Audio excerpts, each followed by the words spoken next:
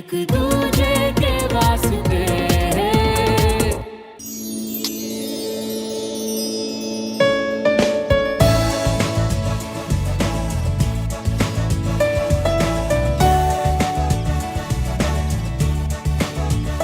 बस कैच ही करनी थी सर। जी हाँ श्रवण मल्होत्रा, ज्यादा सपने देखने की जरूरत नहीं है। Okay bye.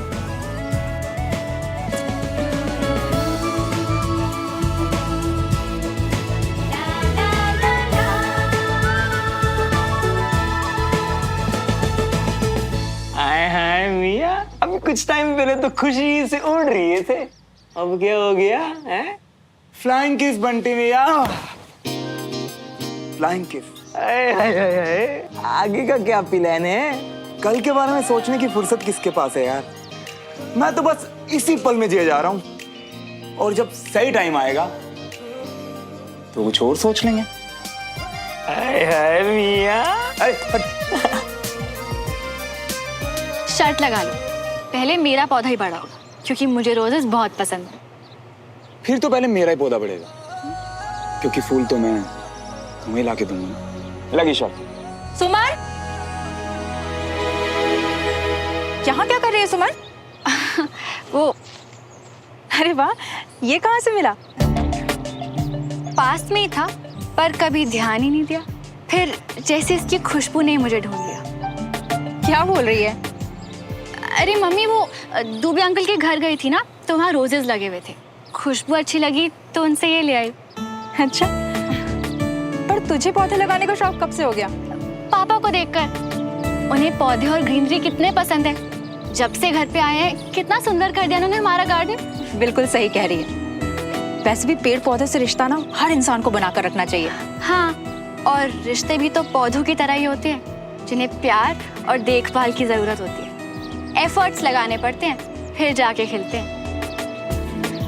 बिल्कुल अपने पापा की तरह सोच रही है। बहुत अच्छी बात कही तूने। इसलिए मैं इसे कभी भी मुरझाने नहीं दूंगी, पूरी लाइफ इसकी देखभाल करूंगी।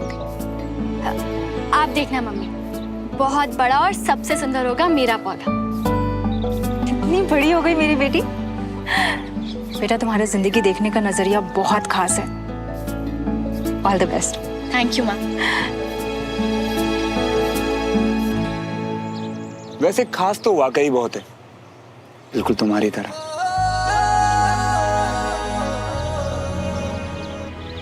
हाय श्रवण, हाय हाय, तो इतना क्या कर रहा है भाई? अब ममा, हम सभी को ना पेड़ पौधों के साथ रिश्ता बनाना चाहिए। और आपको पता है, रिश्ते बिल्कुल पौधों की तरह होते हैं, जिन्हें प्यार और देखभाल की जरूरत होती है। एफर्ट्स लगाने पड़ते हैं तब कहीं जाके खिलते हैं। दिमाग खराब हो गया तेरा है? ये सब काम ना माली का है, वो आके खुद देख लेगा भाई। जब आता हूँ ना, चलो आ जा फटाफट से। हो, कितने बड़े चीटर हो तुम, मेरी लाइन से रिपीट कर दी। जो तेरा है वो मेरा है, जो मेरा है वो तेरा। याद रखना ये बात, जो एक का वो दोनों का। वो आ रहा है कि नहीं आ रहा श्रवण? अरे यार मम्मा, आ रहा हूँ ना, 2 मिनट रुको। मुझे ये पढ़ लेना, ठीक है? बाय।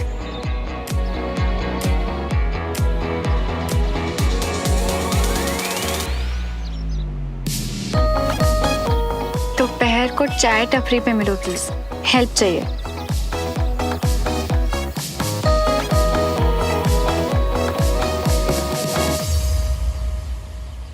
चीयर्स। चीयर्स। यार तुम पढ़ने आई हो या मुझसे मिलने आई हो? थोड़ी देर बंद कर दो ना बुक्स। सॉरी, वो एक्चुअली पापा ने कहा है कि क्लास के लास्ट डेज बहुत इंपॉर्टेंट है। और तुम्हें पता है श्रवण, पापा सबकी परफॉर्मेंस देख के 2 स्टूडेंट्स, एक लड़का और एक लड़की को बेस्ट स्टूडेंट्स डिक्लेयर करेंगे।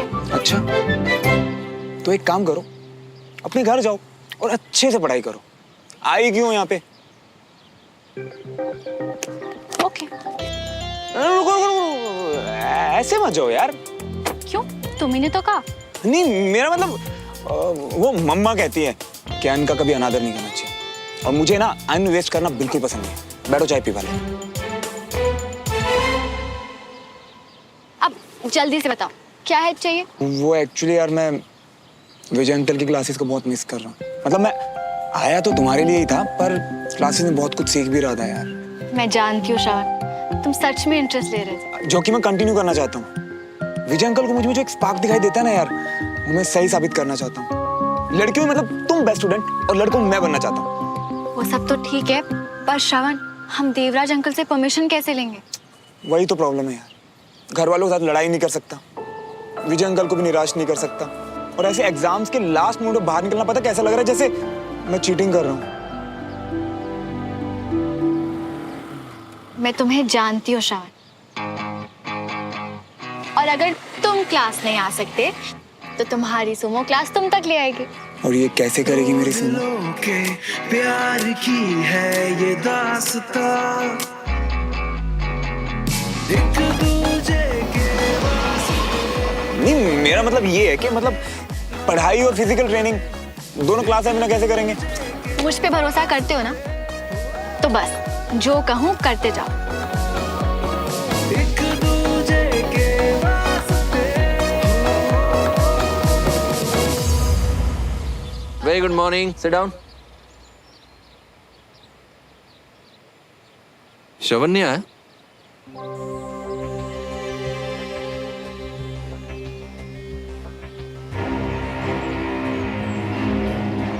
Okay.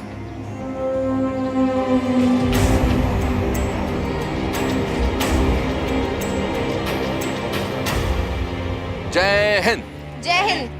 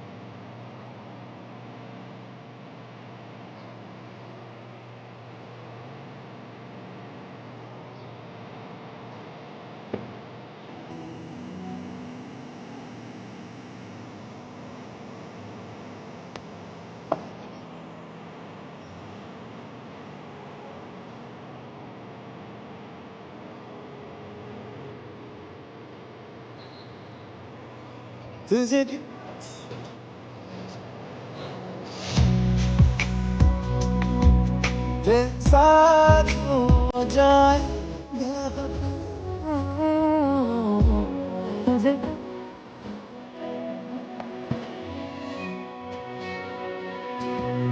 तुझे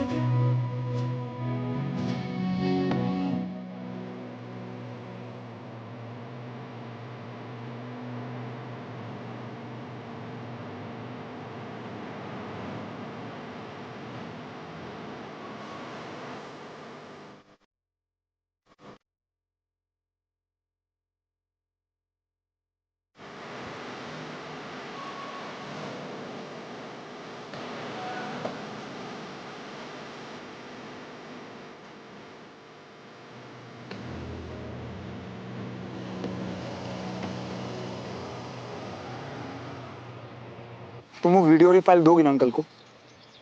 हाँ बाबा पक्का। Set done sealed. यार सुमो, मैं ना कुछ जुगाड़ करके अनीश के हाथों फाइल भिजवा देता हूँ। तुम अगर दोगी तो यार। नहीं श्रवण, अनीश हमारी किसी भी बात में इन्वॉल्व नहीं होगा। बिल्कुल भरोसा नहीं है मुझे उस पर। और अगर तुमने फाइल दी और अंकल को शक हुआ तो? कुछ नहीं होगा, मैं हूं ना। तुम नर्वस होना बंद करो प्लीज। नर्वस नहीं हो रहा यार, बस सोच रहा हूँ। अच्छा, तुम्हारे हाथ मुझे सब बता देते हैं। जब भी नर्वस होते हो तुम यही करते हो। तो मैं तुमसे ज्यादा जानती हूँ। और तुम अपने नेल्स बाइट करती हो? और तुम्हें पता है, क्योंकि मैं भी तुम्हें तुमसे ज्यादा जानता हूँ। सारी मेरी बातें चुराते रहोगे या कुछ ओरिजिनल भी है तुम्हारे पास?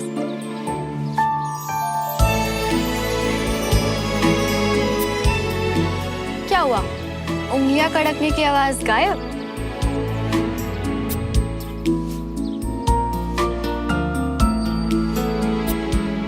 हर हाल में मेरा ये काम हो जाना चाहिए। इस डील में मेरा सब कुछ दांव पे लगा हुआ है। काम हो जाएगा। आधे पैसे मैं अभी आपको दे रहा हूँ, बाकी के पैसे काम हो जाने के बाद दे दूंगा। एक बात का ध्यान रखना, कोई गड़बड़ नहीं होनी चाहिए। घबराइए मत, कर्नल विजय तिवारी कल टाइम पर कंटोनमेंट नहीं पहुंचेंगे। फाइनली कल कंटोनमेंट जा रहा हूँ बहुत दिनों के बाद, अपनी कमांड के पास अपनी ड्यूटी ज्वाइन करने। तो ये एक्साइटेड शब्द थोड़ा छोटा है। खुश तो मुझे भी होना चाहिए, पर क्या? पता नहीं, मन बहुत बेचैन हो रहा है। ऐसा लग रहा है जैसे कुछ गलत होने वाला है। अब तो सब कुछ अच्छा हो रहा है अंजलि। बीना भी बहुत जल्दी खुशखबरी देने वाली है, बच्चों की 12th भी कंप्लीट होने वाली है, और मैं भी ड्यूटी पे वापस जा रहा हूँ एकदम फिट होके। और क्या चाहिए? पर ये बात दिल नहीं मान रहा। तुम थोड़ा ज्यादा सोच रही हो अंजलि। अच्छा, हमेशा आप कहते हैं कि एक फौजी के लिए उसके इंट्यूशंस बहुत इंपॉर्टेंस रखते हैं, उसे कभी भी अपने दिल की बात अनसुनी नहीं करनी चाहिए। और अब मैं ज्यादा सोच रही हूँ। क्या हुआ? बहुत टाइम के बाद हम लोग इतने दिन साथ रहे। तुम्हारी नोक-झोंक बहुत मिस करूंगा मैं कैंट में। See you. All set? Yes, sir. एक फौजी की जिम्मेदारी सिर्फ अपने देश की रक्षा करना ही नहीं, बल्कि आने वाली नस्लों को सही रास्ता दिखाना भी है। अपने देश के लिए लड़ना और उसके लिए शहीद हो जाना हर किसी को नसीब नहीं होता, क्योंकि उसके लिए सिर्फ ताकत और बहादुरी ही नहीं चाहिए, उसके लिए चाहिए अपने देश से प्यार, कुछ कर दिखाने का जज्बा और मजबूत जिगर। एक वॉरियर चाहिए जिसके खून में सच्चाई हो, ईमानदारी हो, जिसे कोई हरा ना सके, कोई डरा ना सके। और इसके अलावा एक गुण और चाहिए एक अच्छा ऑफिसर होने के लिए। एक की जीत सबकी जीत, एक की हार सबकी हार। एग्जैक्टली पापा, तो मैं आपकी कैडेट हूँ और ये मेरी सिंपैथी नहीं, मेरी यूनिट के लिए मेरा कंसर्न है।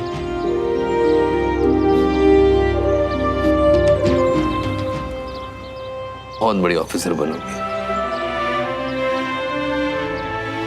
कुछ दिन पहले मैं एक प्रॉब्लम में था और मैं उसमें इतना उलझ गया कि मुझे ये भी होश नहीं था कि आसपास क्या हो रहा। अपनों से दूरियां बनने लगी, लेकिन उस वक्त एक वॉरियर ऐसा था जो मेरे साथ खड़ा था। और जब मैंने उसे गुस्सा किया तो उसने कहा कि हम लोग एक यूनिट हैं और आर्मी में अपनी यूनिट का साथ आखिर तक नहीं छोड़ा जाता।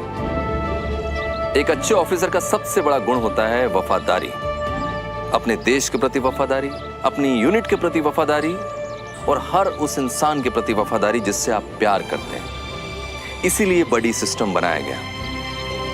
अगर आप अपने बडी के साथ, अपनी यूनिट के साथ खड़े होते हैं तो दुनिया की कोई भी जंग आप जीत सकते हैं।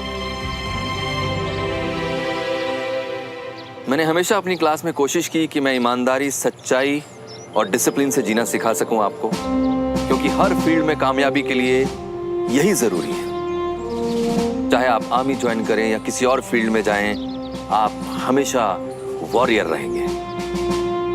मुझे खुशी है कि मैं आप लोगों के सफर का हिस्सा बन सका and thank you for this honour. I hope you also enjoyed the class. Thank you. हम लोग वापस आते हैं अपनी क्लास में, यानी अपनी फाइनल परफॉर्मेंस रिपोर्ट पर, जो आप सब लोगों की आ चुकी है।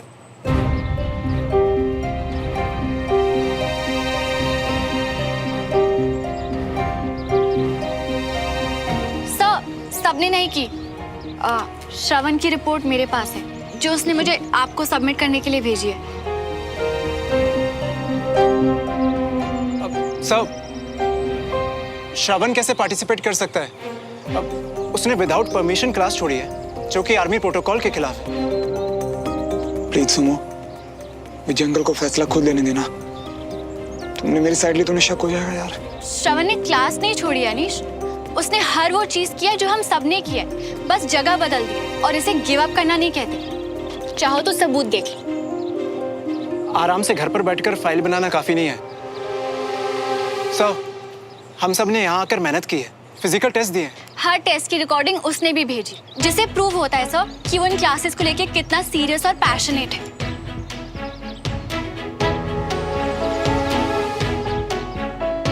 सामने नहीं था, पर पूरी सच्चाई और ईमानदारी से लड़ा है सब। और आप ही तो कहते हैं ना कि कोई सोल्जर कभी ऑफ ड्यूटी नहीं होता।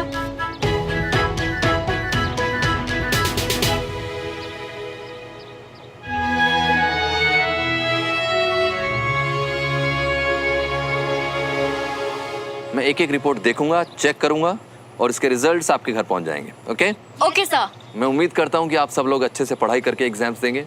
All the very best. Thank you sir. We will miss you sir. I will also miss you. जय हिंद। जय हिंद।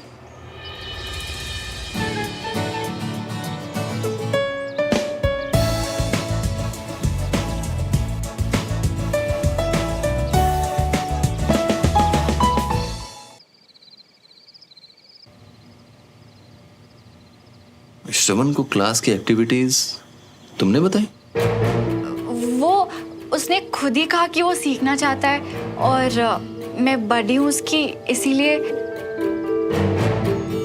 और ये वीडियोस भी तुमने रिकॉर्ड किए? नहीं नहीं, ये तो बंटी ने। बंटी उसका दोस्त हर वक्त उसी के साथ रहता है। तुम और श्रवण मिलो मुझे कल सुबह। हम दोनों एक साथ और इतने सीरियस? पापा को कोई शक तो नहीं हो गया?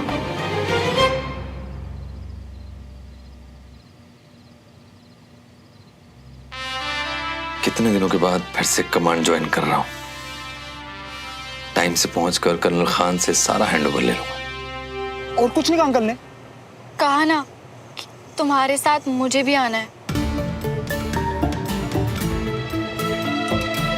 बोला था ना मैंने कि अंकल को पेन ड्राइव और फाइल मत दो, उन्हें शक हो जाएगा। पर तुम मेरी सुनती कहाँ हो? पता है, एक तो आजकल के बच्चे ना अपने पेरेंट्स को कुछ समझते ही नहीं है। उन्हें लगता है यूं चुटकियों बेवकूफ बना देंगे, इतनी सी तो बॉन्डिंग है। पर नहीं, अरे हमसे ज्यादा अकल, दिमाग और एक्सपीरियंस है उनके पास। तुम मुझे क्यों डरा रहे हो श्रवण? चुप रहोगे तुम? मुझे पता है कि पापा को तो बहुत एक्सपीरियंस है और उनका दिमाग तो बहुत ही ज्यादा तेज। फिर भी तुमने, मुझे पता क्या लगता है, पक्का ना अंकल को कंफर्म हो गया कि हमारे बीच कुछ चल रहा है। अरे पक्का थोड़ी ना है श्रवण, आई एम श्योर कोई और बात होगी। तुम परेशान मत हो। हाँ,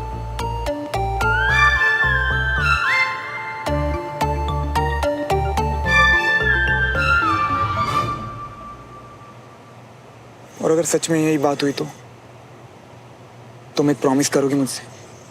क्या? कि अगर कल को या कभी भी हमारी फैमिलीज को हमारे बारे में पता चला ना, तो तुम सारी बात मुझ पे डाल देना। मतलब जो भी सहना ना सब मैं सहूंगा यार। मुझसे ही नहीं होगा। अरे मेरी बात तो समझो यार। देखो, मेरे पापा तो मुझे वैसे भी गधा और बेवकूफ समझते हैं, पर तुम्हारी फैमिली और स्पेशली तुम्हारे पापा, बहुत उम्मीदें उन्हें तुमसे यार। हम उन्हें हर्ट नहीं कर सकते। ऐसा नहीं होगा श्रवण। जब प्यार दोनों ने किया है तो अच्छा बुरा सही गलत भी दोनों का है। इसलिए तुम मुझसे प्रॉमिस करो, आज कल या कभी भी अगर कोई भी मुश्किल हो ना, तो हम एक दूसरे का हाथ छोड़ेंगे नहीं, बल्कि और जोर से पकड़ लेंगे। करो प्रॉमिस कि हम एक दूसरे पे इतना विश्वास करेंगे श्रवण कि ना ही कोई मुश्किलों से डरेंगे और ना ही इस दुनिया से।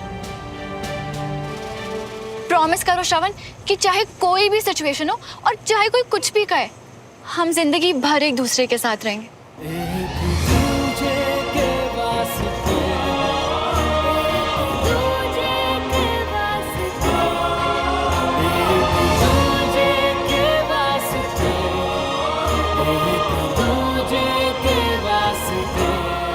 प्रॉमिस।